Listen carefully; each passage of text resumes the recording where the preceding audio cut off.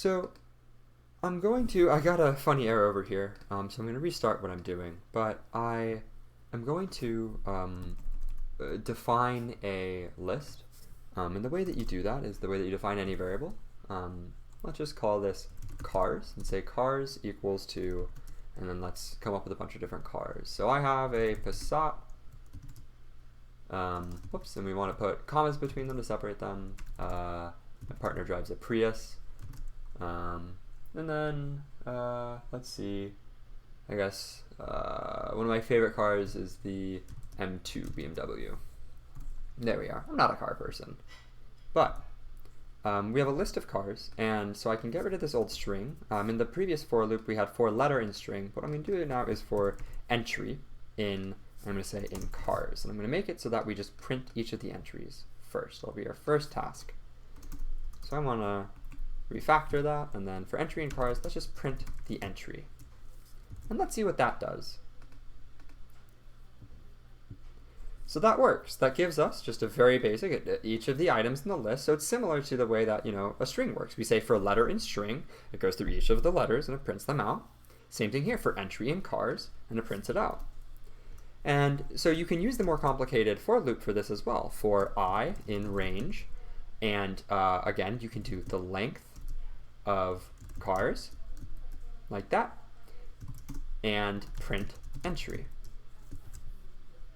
Sorry, not print entry, print, we are going to refer to cars of, and it's the same syntax as string, as you would use a string. It's the square brackets, cars of I, and so that's going to print cars of 0, which is Passat, cars of 1, which is Prius, and then cars of 2, which is M2. So let's see that work. It should do the exact same thing. So it did it the first time using the original code, and then the second time using this new method. And so the first one, which we've seen before, is called an enhanced for loop. I'm not sure if Python uses the exact same terminology, but I'm going to refer to this as an enhanced for loop and then a traditional for loop. The traditional for loop just counts through an index. The enhanced for loop is a little bit smarter. It can realize, this is going to be a specific, thing from inside of a list, or this is going to be a specific letter from inside of a string. Oof, I wish that hadn't happened. Inside of hello. You could do something like that. So that's the enhanced for loop, and that's how it works on a list. This is a traditional for loop and how it works on a list. So I want you to be comfortable with the idea of lists as, you can access them in the same way that you can access items or letters from a car, or from a string. So it's getting late. I've been filming videos all day and tutoring all day. So to define a list, you simply have to do as I did up here. But let's say that we wanted to add an item. Could I just do, for instance, cars of, and so right now, let's get the length of the car, of the list, so of the list of cars. So print len of cars, and so that should be 3, duh.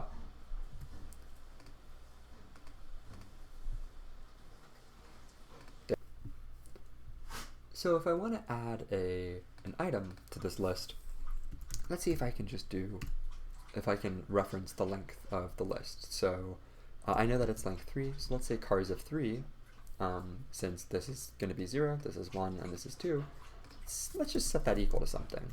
So let's use another car. We're just going to add a bus. No, that's a type of car. All right. So it doesn't let us do that. But why is that? Well, it says index error, list assignment index out of range. Well, okay, that's kind of frustrating.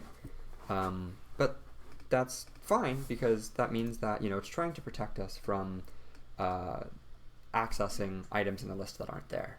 If I were to try to print cars of 3, it would give me an error, in the same way that if I were to try to print the 99th letter of hello, it would also give me an error. Let's see that one. It's going to be a very similar error. So it says index error, list assignment index out of range. Again, it's an index error down here for the string, and it just says string index out of range. So it's a very similar error, and I want you to be comfortable with error messages, because you're going to see a lot of them as a programmer. So how do we add items to a list then? Well, that's a good question. So let's say that you want to change, or add an item to a list. Well, there's a function for that.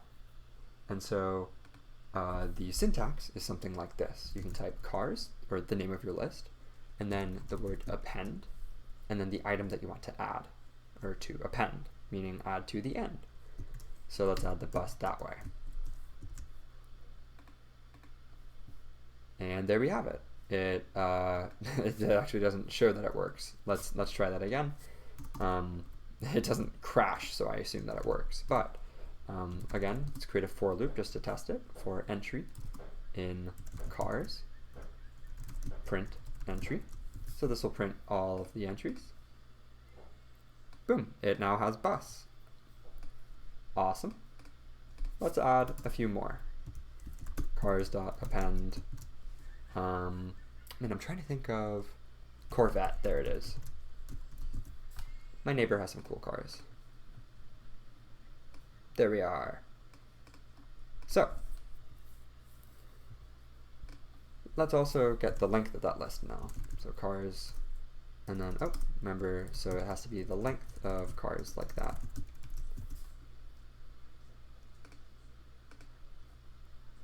And 5. So it shows that we've updated the list since we first printed it out. So those are the basic ways that you can interact with a list, and those are the basic things that you need to know. But let's say that you wanted to take it a bit further and add items at a very specific index. So far we know the append command. So append adds to the end, but the insert command adds at the specific index.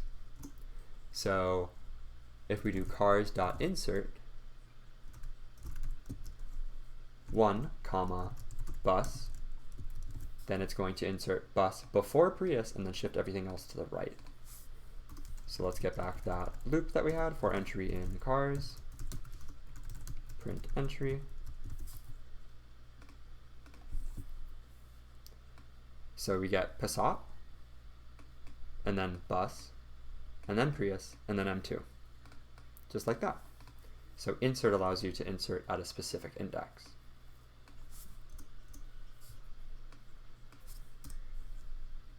You now know how to do a few things with lists. You know how to create a list. You can do so by naming it and then explicitly declaring the values. You can also do so by declaring no values. So creating an empty list like that, if you don't know what values you want. You know how to add or insert at a specific index value. So let's do new list dot append, and now let's add something. Let's just make this a list of numbers. So we're gonna add the number 1. And you know how to access values inside of a list. And that's the same syntax that we use for string. So new list of 0 should print out the number 1, because that's what it holds in the first position. And there we are. So with those 3 things, you can tackle some harder problems, which is what I will do with the last few minutes of this video. I'm going to pull up CodingBat and tackle 1 or 2 list problems for demonstration.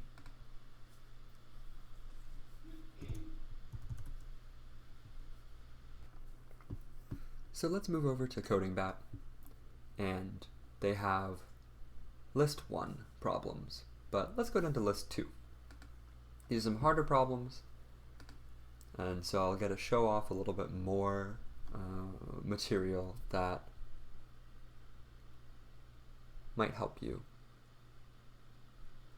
So this problem is asking us to return the number of even integers in the given array. They're using the term array here in place of list. You refer to lists as arrays in Java, but in Python we just call them lists. So we want to return the number of even integers in the given array. So let's start off by creating something called an accumulator. which just accumulates data from inside of the loop. And ours is going to be num evens, for the number of evens. It starts off equal to 0. And then let's open up our loop. So for I, or let's do for entry in nums. Alternatively, we could just do for num in nums, which I kind of like because it sounds more English. For each num in nums.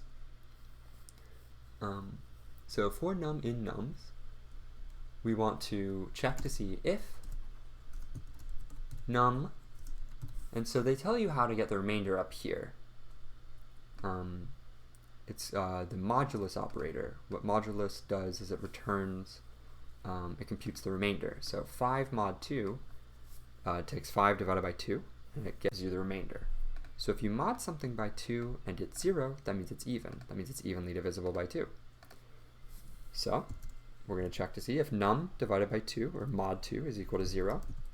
And if so, we're going to take the number of evens, and we're going to add it by 1.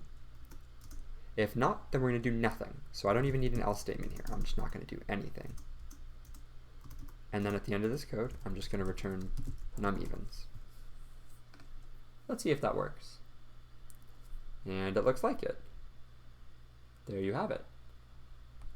Again, all I have to do here is I have to create something to count the number of evens outside of the loop, so that when I'm in the loop, I can just increment it and then get that data once we're back outside the loop.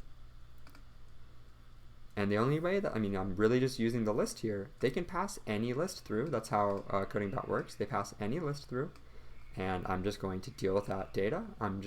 Regardless of what it is, I'm trusting it's a list. And I'm going to say for num in that list, if it's modulus 2, if you divide it by 2 and the remainder is 0, then we're going to increment the number of evens.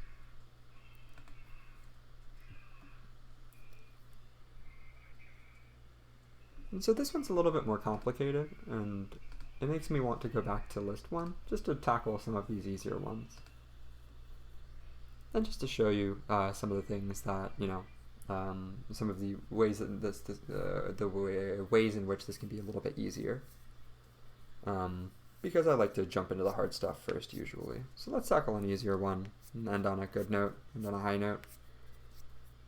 They want us to return true if 6 appears as either the first or last element in the array, in the list. Okay, well, let's refer back to the code that we had previously and the note that I had. So let's see, is it there? Nope. Is it here? Yeah, so to access values inside of a list, we use the slice format, so print new list of 0. All right, so let's look back at our browser. So if I want to get the first item of the list, that's easy. If if nums of 0 is equal to 6, so that's the first item, then we're going to return true. Elif nums of, and so now we have to get the final item, and the way that we do that is you use length of nums. That will always get you the final item. Nums of len nums. Actually, you're going to have to do -1 in there. Length of nums -1. If it's length 3, then this last item is 2. So 0, 1, 2. So to get the last item, we use length of nums -1. And we want to see if that's equal to 6 as well. We're going to return true. Else, if neither of those are true, if neither of these two things are true, then we're just going to return false. And there you have it.